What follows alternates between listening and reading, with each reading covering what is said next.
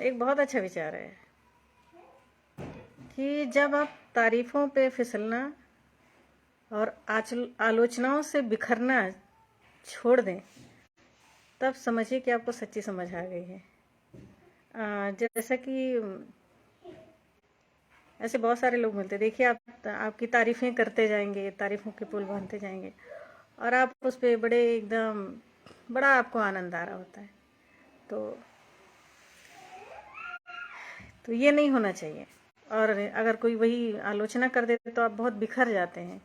मतलब आप दोनों ही केस में आप स्थिर नहीं हैं, आपके अंदर मजबूती नहीं है। मतलब आप इसका मतलब आप स्वयं को जानते ही नहीं हैं।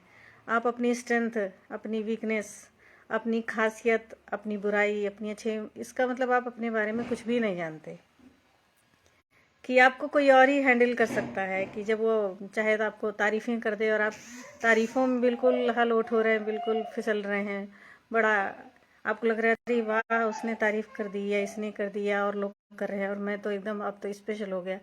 और जैसी आपकी आलोचना होती है और आप पल भर में टूट कर बिखर भी जाते हैं, या आपके अहंकार को चोट लग जाती है। वो जो झूठा अहंकार होता है उसको चोट लग जाती है, आपको क्रोध आने लगता है, या फिर आप बहुत लो फील करने लगते हैं, उदासीन। तो ये दोनों कंडीशन तभी आती है जब हम अपने बारे में नहीं जान रहे होते हैं, जब हमको अपने आप पर विश्वास नहीं होता है। तो अपने आप को जानिए और जो सच है उसको स्वीकारिए। यही आपकी सबसे असली ताकत है। तब आप ना किसी के तारीफ करने से आप फिसलेंगे और ना ही किसी के आलोचना करने से आप बिखरेंगे। तो ये दोनों चीज से आपको मुक्ति मिल जाएगी। आप दोनों ही कंडीशन में एकदम स्थिर, बिल्कुल सहज सरल रहेंगे। जैसे आप होते हैं आप वैसे ही रहेंगे। और यही होना ही सबसे मजबूत, सबसे बड़ी स्ट्रेंथ है आपकी, सबसे बड़ी मजबूती है। ऐसा होना ही आपके लिए जो है ना, ये सच का मार्ग होता है, ये सच का रास्ता है। मतलब यही ऐसा ही हो जाना आपके लिए अपने आप उन्नति के द्वार खोलता जाएगा।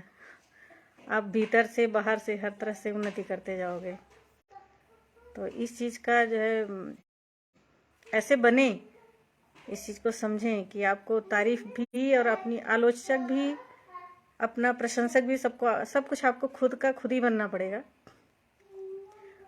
और खुद को ही पहचानना है, खुद को ही समझना है, और जो भी सच है उसे स्वीकारना है। अपनी कमियों को भी पूरे विश्वास के साथ स्वीकारिए ताकि उन पे काम कर सकें, और अपनी अच्छाइयों को भी पोषित करिए ताकि उन्हें और आप और अच्छे बन सकें और चमक सकें। ये अपनी राइम बोल रहा है। तो ऐसा करना चाहिए हमें, और तभी संतुलित रह सकते हैं। और हमें किसी और के द्वारा हम ना आहत होंगे, ना किसी और के द्वारा हम चीट किए जा सकेंगे। कि जैसे कि हम कई बार ऐसे बहुत सारी ऐसी कंप्लेंट्स आती हैं कि हमें मूर्ख बना दिया। तो मूर्ख कैसे बनाए कि आपकी बड़ी तारीफें करे जा रहे हैं लोग।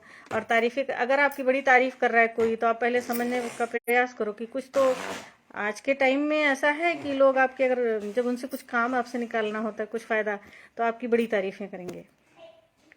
वही लोग अगर आपसे काम निकल गया या अब आप काम के नहीं रहे, तो वही लोग आपके अंदर इतनी बुराइयां निकाल देंगे कि आप दंग रह जाओगे कि अरे बाप रे, कि ये वही लोग हैं जिन्होंने मुझे इतनी तारीफ करी, मुझे इतना अच्छे से अच्छा कहा, और आज वही लोग इतना बुरा मुझे कह रहे हैं। तो आप टूट के बिखरने लगते हो, यहीं पे ही एकदम बिखराव आने लगता है। बिल्कुल हर्ट होने वाली कंडीशन ऐसी होती कि मतलब बिल्कुल विश्वास उठ जाता है कि अच्छाई से, संसार से या रिश्तों से।